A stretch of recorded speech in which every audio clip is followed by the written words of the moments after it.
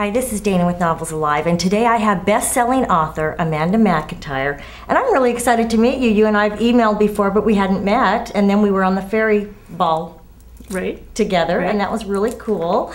And you have got a beautiful cover, or a book out that is absolutely gorgeous. The cover is so beautiful, and you have a book trailer with it that is stunning as well. Tell us a little bit about your book.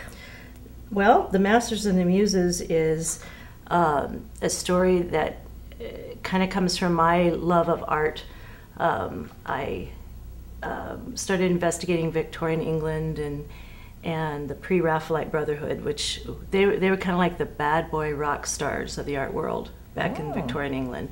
They rebelled against the Royal Academy. You weren't a real artist unless you graduated from the Royal Academy. And these guys were like, no, we're not going to do that. We're going to do it our way. We're going to be famous. And they were like the 21, 22 somethings. But since they'd had no money, as a lot of artists, then they would they'd go down to the Cremhorn Gardens on a Saturday night, and they would pick up the, how shall I say it, the women of the night, perhaps. Gotcha. Or they'd go to the pubs, and they would get their models there, because they didn't have to pay them, you know, very much. So I got to thinking, who were these women? They had maybe a dozen women in real history. Wow. And who were they, and where'd they come from, and what were their lives like? Because, you know, it was the promise of making you famous, immortalizing you, you know, on canvas and that kind of thing. But in that day and time, to pose without a chaperone for a woman was, I mean, it was it was bad. So, so I wondered what happened to them afterwards when they were done with their commission or whatever, and that was kind of the inspiration. So this is actually about three of the Muses, and their relationship with this particular artist, Thomas Roden. And it's inspired by the pre-Raphaelite Brotherhood, but it doesn't, you know, follow exactly the path. Well, are you going to have more books then?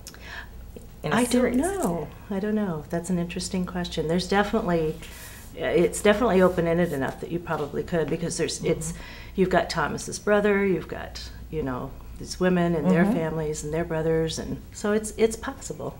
Well, let's keep our fingers crossed. It sounds like a wonderful book. I look forward to having some time so that I could read it. That would be really great. And now, I mentioned that you and I were on the Fairy Court Ball. And for those who don't know, RT has one night that it's a Fairy Court Ball. You've been doing it. How many years has that been going on?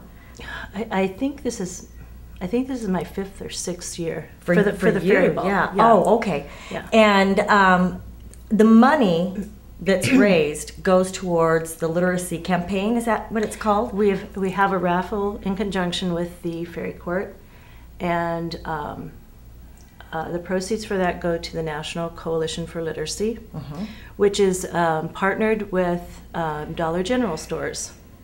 Interestingly dollar enough. Stores, yeah. Right, I don't know if it's Dollar General. Well, I mean, it's a dollar store, yeah. Right, and they go for the programs to not only adult literacy but children's literacy programs, like at libraries and YMCA and things like that, you know, for programs. So it's a great cause. You know, it is a very great cause, and it's we just do what we can, and we'll just keep doing it.